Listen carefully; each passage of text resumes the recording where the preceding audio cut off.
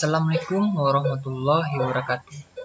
Baiklah, pada kesempatan kali ini saya akan mempresentasikan makalah di mana makalah ini merupakan tugas akhir dari mata kuliah seminar literatur dengan judul Pembuatan Karbon Aktif dari Pelepah Kelapa Sawit Elais guinensis sebagai absorben asam 2,4 diklorofenoksiasetat. Bab 1. Pendahuluan. Latar belakang. Makalah ini dilatar belakangi oleh pestisida, di mana merupakan zat yang digunakan untuk pengendalian hama. Jenis pestisida sendiri ada berbagai macam, di antaranya yaitu herbisida. Herbisida merupakan aplikasi dari pestisida yang secara sigap untuk mengendalikan gulma berdaun lebar. Bahan kimia yang umum terdapat dalam herbisida yaitu asam 2,4 diklorofenoksiasetat atau lebih dikenal lagi dengan nama 2,4-D. Zat ini dianggap cukup beracun dengan konsentrasi imun yang diizinkan di dalam tubuh yaitu 0,1 mg per liter dalam air minum. Penggunaan herbisida yang tidak terkontrol dalam suatu daerah dapat membuat perairan di sekitarnya menjadi tercemar. Oleh karenanya, dicarikan suatu solusi untuk mengurangi kadar herbisida 2,4-D ini dengan memanfaatkan karbon aktif. Karbon aktif sendiri merupakan karbon atau arang yang memiliki struktur armov dengan porositas yang tinggi serta luas permukaan yang besar. Karbon aktif dapat digunakan secara efektif sebagai absorben karena memiliki banyak pori-pori yang besar di dalamnya. Namun permasalahan timbul di mana harga karbon aktif ini terbilang cukup mahal. Oleh karenanya dicarikan alternatif lain sebagai bahan dasar pembuatan karbon aktif, yaitu menggunakan pelepah sawit. Pelepah sawit ini merupakan salah satu limbah padat kelapa sawit yang dalam pemanfaatannya sangat minim sekali. Pada umumnya, orang-orang hanya memanfaatkan pelepah sawit sebagai bahan bakar, sebagai pengganti kayu, dan juga beberapa sebagai bahan pakan ternak. Untuk menjadikan pelepah sawit sebagai karbon, ada tahap-tahapan yang harus dilakukan dalam pembuatan karbon aktif, yaitu dehidrasi, yaitu proses pengeluaran air, karbonisasi, proses pembentukan arang, dan aktivasi.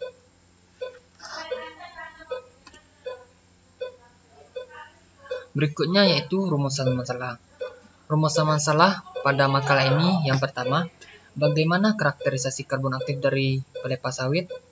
Yang kedua, bagaimana daya absorpsi karbon aktif yang dihasilkan terhadap pestisida asam 2,4 diklorofenoksiasetat secara batch. Tujuan dalam makalah ini yaitu 1. Untuk mengetahui karakterisasi karbon aktif dari pelepah sawit. Yang kedua, untuk mengetahui daya absorpsi karbon aktif yang dihasilkan terhadap pestisida asam 2,4 diklorofenoksiasetat yang dilakukan secara batch. Sedangkan manfaat yang dapat diperoleh dari makalah ini yaitu memberikan informasi karakterisasi karbon aktif dari pelepah sawit yang dari penelitian yang dilakukan. Yang kedua, memberikan informasi daya absorpsi karbon aktif yang dihasilkan terhadap pestisida 2,4 diklorofenoksiasetat secara batch.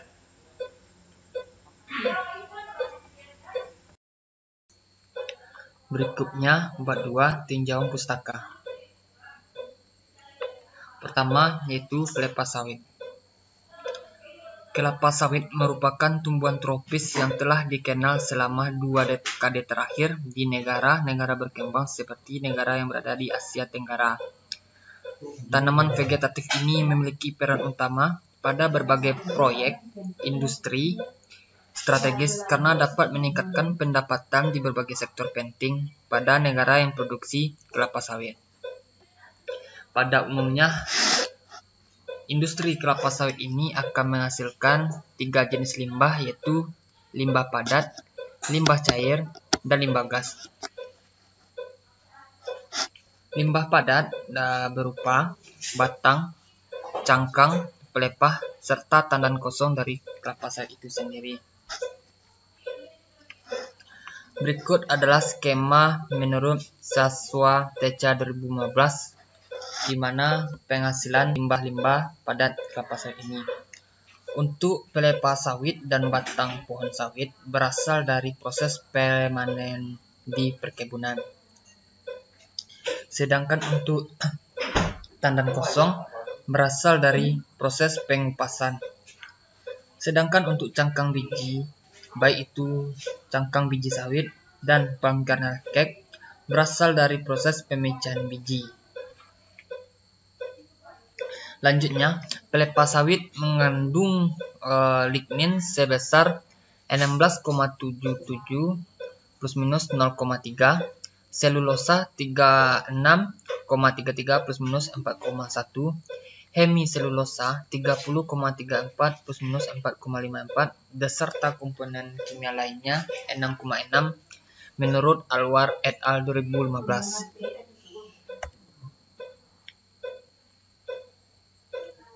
Berikutnya karbon aktif. Karbon aktif memiliki struktur grafit yang disusun oleh atom karbon yang terikat secara kovalen dalam suatu kisi yang heksagonal menurut Ahmad 2007. Luas permukaan internal karbon aktif yang telah diteliti pada umumnya lebih besar dari 400 meter kuadrat per gram dan bahkan bisa mencapai di atas 1000 meter kuadrat per gram. Luas permukaan karbon aktif yang dikarakterisasi dengan metode BET berkisar antara 300 sampai 4000 meter kuadrat per gram. Berdasarkan ukuran pori-porinya, karbon aktif dikelompokkan menjadi 3 jenis, yaitu mikropori dengan ukuran diameter lebih kurang 2 nanometer, mesopori dengan ukuran diameter 2-50 nanometer, serta makropori dengan ukuran diameter lebih dari 50 meter, menurut Korda dan Kini 2018.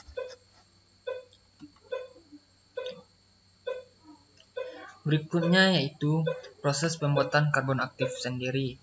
Terbagi atas 3. Yang pertama yaitu dehidrasi.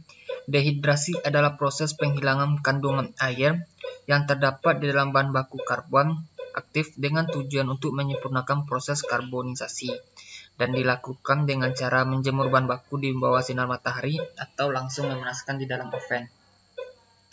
Berikutnya yaitu proses karbonisasi. Karbonisasi adalah suatu proses pemanasan pada suhu tertentu dari bahan organik dengan jumlah oksigen yang sangat terbatas. Biasanya dilakukan di dalam furnace. Tujuan utamanya adalah untuk menghasilkan butiran yang mempunyai daya serap dan struktur yang rapi. Karbonisasi akan menyebabkan terjadinya dekomposisi material organik, bahan-bahan baku, dan pengeluar-pengukur. Sebagian unsur non-karbon akan hilang pada tahap ini. Berikutnya, proses aktivasi. Di sini kita menggunakan proses aktivasi kimia, di mana merupakan proses pemutusan rantai karbon dari senyawa organik dengan pemakaian bahan-bahan kimia. Aktivasi secara kimia biasanya menggunakan bahan-bahan pengaktif seperti garam kalsium klorida, magnesium klorida, seng klorida, natrium hidroksida, natrium karbonat, dan natrium klorida. Karbon aktif yang dihasilkan dengan menggunakan aktivasi kimia ini memiliki distribusi pori yang cocok yang digunakan sebagai absorben tanpa pengolahan tahap lanjut. Dalam hal ini, karbon yang diolah adalah karbon yang bersifat asam sehingga mereka tidak bunyi bila dibandingkan dengan karbon aktif menggunakan aktivasi fisika ini. Pada keadaan yang demikian, akan dilakukan proses penetralan sampai karbon didapatkan netral.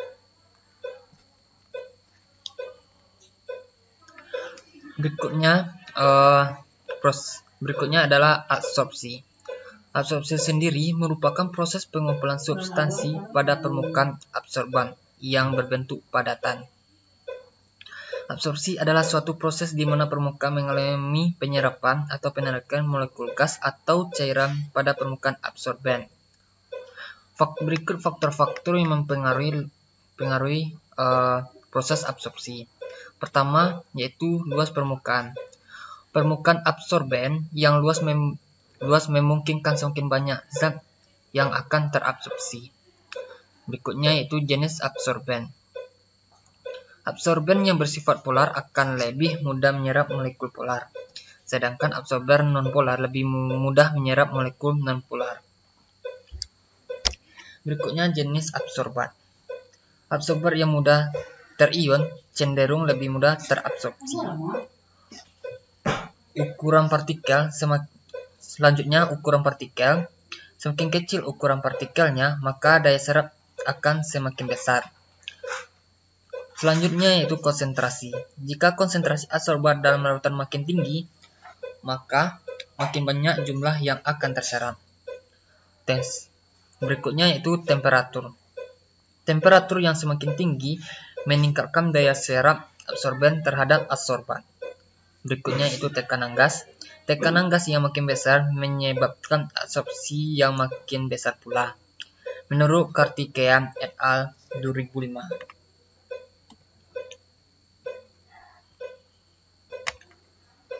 Selanjutnya yaitu asam 2,4 diklorofenoksiasetat atau lebih dikenal dengan 2,4-D. Merupakan senyawa kimia yang biasa digunakan dalam herbisida untuk membasmi gulma berdaun lebar. Selain itu, senyawa tersebut digunakan sebagai regulator pertumbuhan pada tanaman.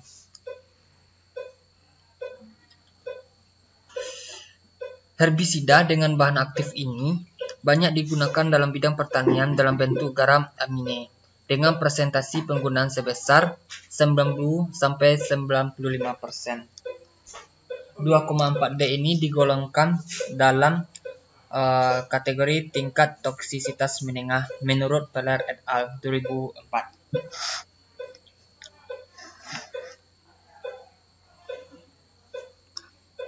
Selain itu, penggunaan asam 2,4 diklorofenoksiasetat ini dapat mempengaruhi ekosistem baik secara langsung maupun tidak langsung.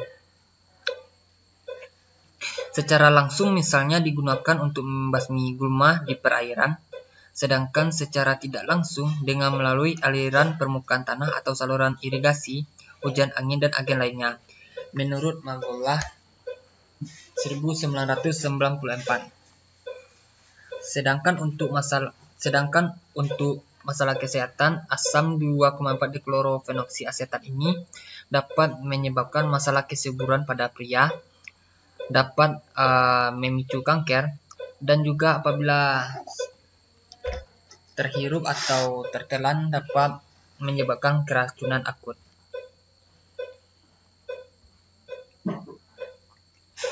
Berikutnya instrumen. Dalam makalah ini instrumen yang digunakan berupa FTIR untuk identifikasi senyawa dengan melihat puncak-puncak spesifik pada spektrum yang menunjukkan jenis fungsional. Sampel dapat berubah wujud cairan, padatan, lapis tipis, serbuk, serat, dan lainnya. Menurut John Coates 2003. Pengukuran dengan FTIR bergantung pada keberanian sampel. Karena jika ada pengotor akan menyebabkan kekeliruan di mana gugus pengotor juga ikut terbaca. Menurut King et al. 2002. Berikut skemanya. Yang pertama yaitu skor. Selanjutnya kedua interferometer yang akan lalu ke sampel, lalu akan dideteksi oleh detektor, kemudian interferogram melalui komputer, dan akan dihasilkan spektrum.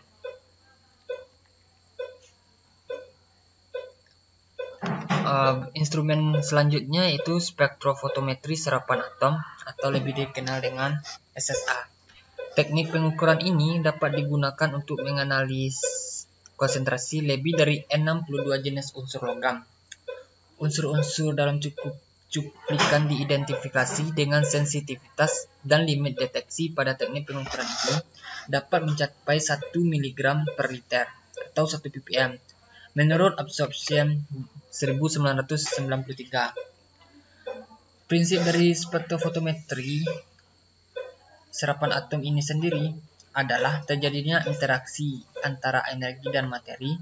Dalam metode ini, analisa didasarkan pada pengukuran intensitas sinar yang diserap oleh atom sehingga terjadi eksitasi.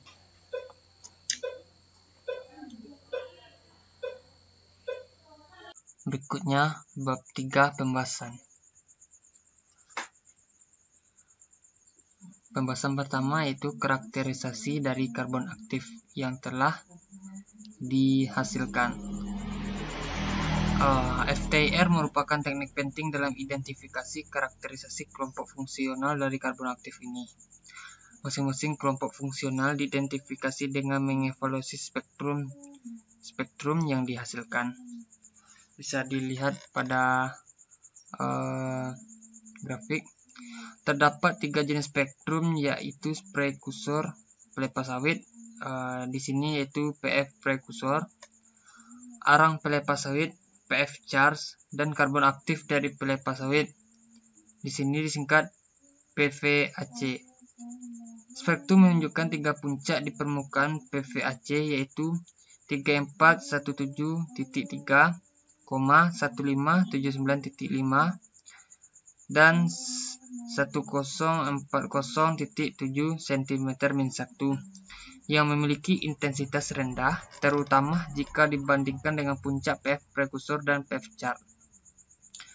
Puncak pada 3417,3 cm-1 bisa jadi getaran ulur dari gugus hidroksil, sedangkan puncak sekitar 1579.5 cm-1 akibat getaran ulur CC dari cincin aromatik. Pita absorpsi sekitar 1040,7 cm-1 menunjukkan adanya getaran renggangan COH dalam alkohol atau fenol. Ketiga pita ini juga hadir dalam spektrum karakter PF kecuali untuk sedikit pergeseran pada frekuensi absorpsi dan penambahan puncak intensitas rendah pada sekitar 600,1 cm-1 yang ditetapkan keputaran getaran lentur COH. Intensitas penyerapan pada puncak di PF charge jauh lebih rendah daripada prekursor PF.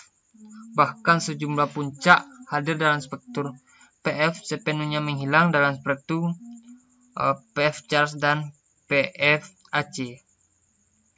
Ini termasuk puncak pada 2943,4 dan 1436,8 cm-1 ditetapkan ke pita CH asimetris dengan perenggangan CC dari cincin aromatis masing-masing terpolarisasi oleh ikatan atom oksigen dekat salah satu atom C.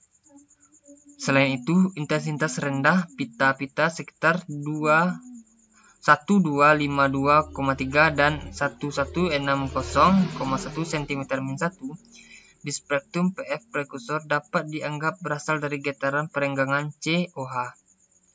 Banyak puncak hadir dalam spektrum PF prekursor secara mutlak menghilang dalam spektrum PF charge dan PVAC, sementara yang tersisa sangat lemah. Ini konsisten dengan pemutusan banyaknya ikatan dalam prekursor PF terimpregnasi KOH yang mengarah ke pembebasan dan eliminasi spesies yang mudah menguap dan aromatil parsial selama proses karbonisasi.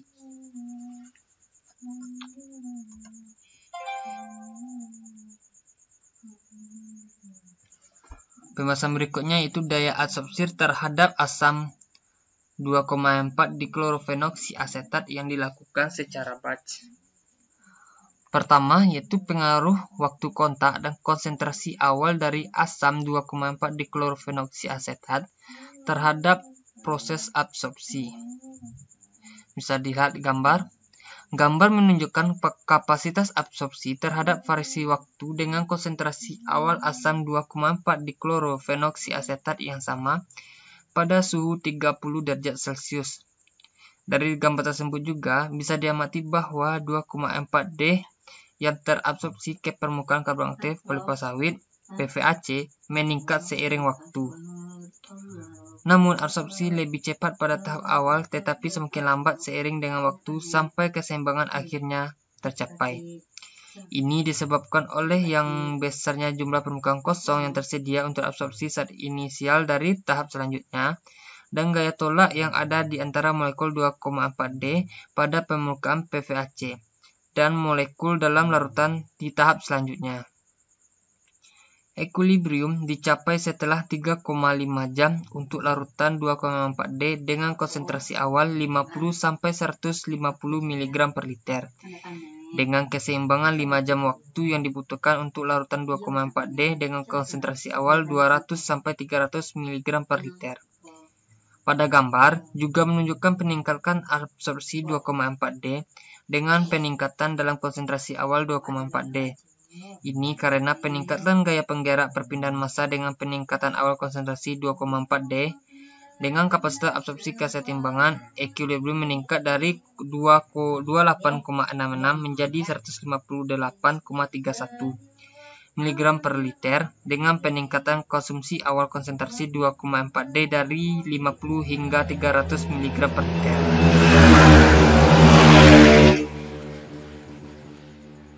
Yang kedua, pengaruh pH awal larutan asam 2,4 diklorofenoksiasetat.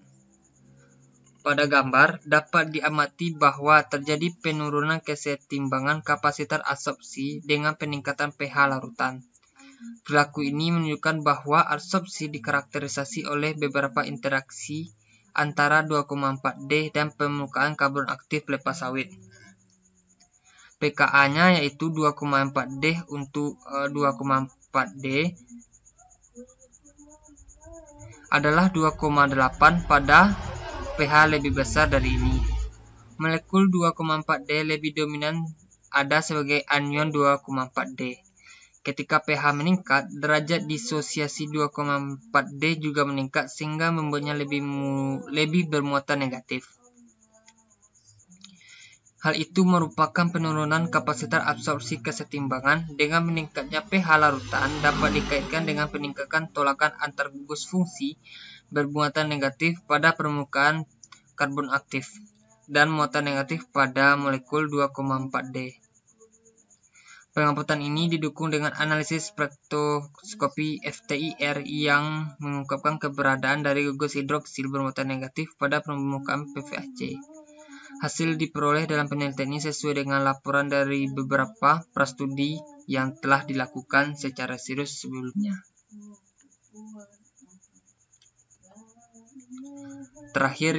Bab terakhir yaitu penutup. Dengan kesimpulan, karbon aktif dari pelupa sawit merupakan absorben yang baik yang menyediakan banyak permukaan kosong sebagai media absorpsinya. 2. Daya absorpsi meningkat sampai waktu tertentu. Hal ini dikarenakan jumlah permukaan kosong yang awalnya banyak kemudian berangsur-angsur terisi oleh absorban. 3. Daya absorpsi lebih tergantung pada ketersediaan situs permukaan kosong daripada konsentrasi awalnya.